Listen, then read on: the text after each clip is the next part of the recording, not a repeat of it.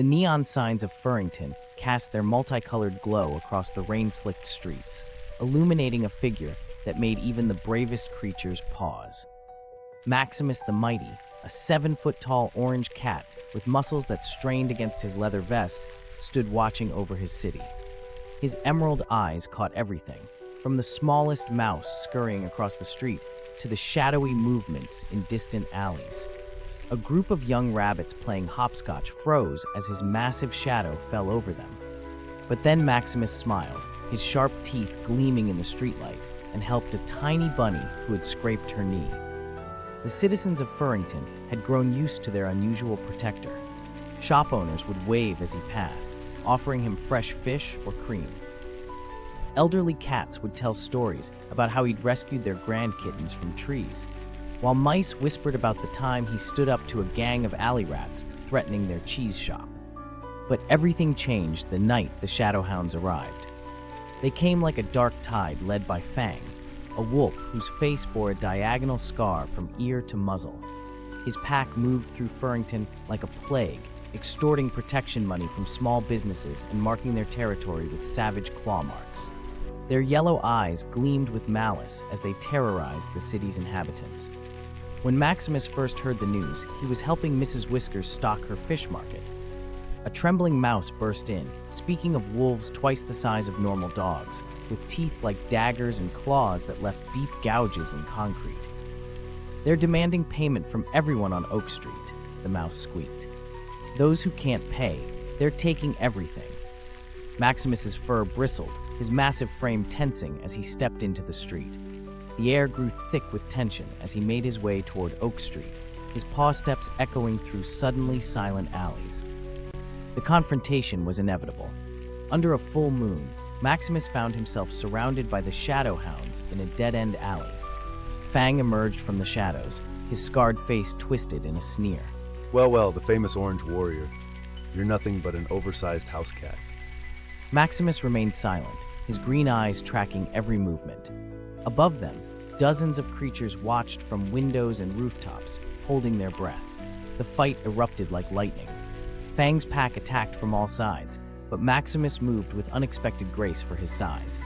His massive paws sent wolves flying, while his trained reflexes kept him one step ahead of snapping jaws. But even Maximus knew he couldn't fight this battle alone. That night, he put out the call. From every corner of Furrington they came, sleek Siamese warriors, muscular Maine Coons, agile alley cats, and even tiny but fierce kittens. They gathered in an abandoned warehouse as Maximus stood before them. Furrington isn't just a city, his deep voice resonated through the space. It's our home, and we will defend it together, not through brute force alone, but through unity and strategy. The training began immediately. Maximus taught them to use their different sizes and skills to their advantage. The smallest cats learned to create diversions, while the larger ones practiced combat formations. They trained day and night, their determination growing stronger as reports of the Shadowhounds' brutality increased. The Shadowhounds noticed the change in the air. Cats no longer fled at their approach. Instead, they stood their ground, green eyes glowing with defiance.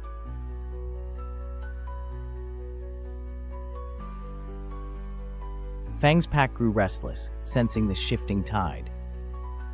The final battle began on a rain-soaked night.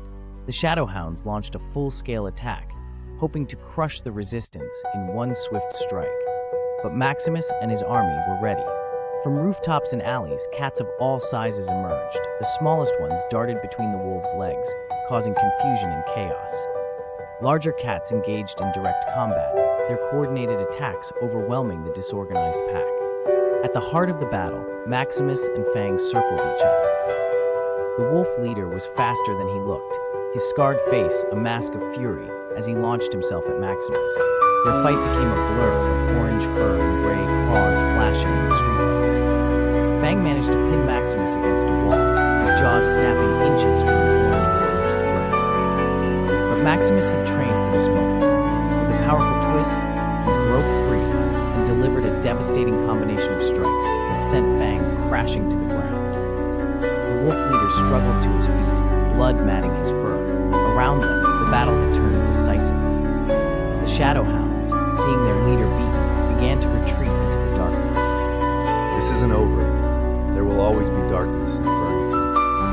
always be here to fight it," Maximus replied, his voice carrying across the battlefield. The celebration lasted for days. The citizens of Furrington emerged from their homes, cheering for their heroes. Young kittens performed reenactments of the battle in the streets, while artists painted murals of Maximus and his army on the walls.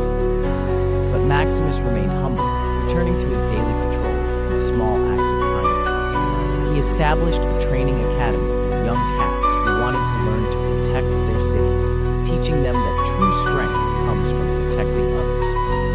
Yet sometimes on quiet nights, Maximus would stand on the highest rooftop in Furrington, his green eyes scanning the horizon. He knew Fong's words were true. There would always be new threats, new challenges. But now Furrington had more than just one protector. They had an army of cats, united in purpose, ready to defend their home. And as the sun rose over Furrington, casting an orange glow that matched Maximus's fur, whispers spread of strange movements in the neighboring cities. Some spoke of creatures larger than wolves, of shadows deeper than night. But whatever came next, Maximus the Mighty would be ready, standing tall with his feline army beside him, guardians of their beloved city.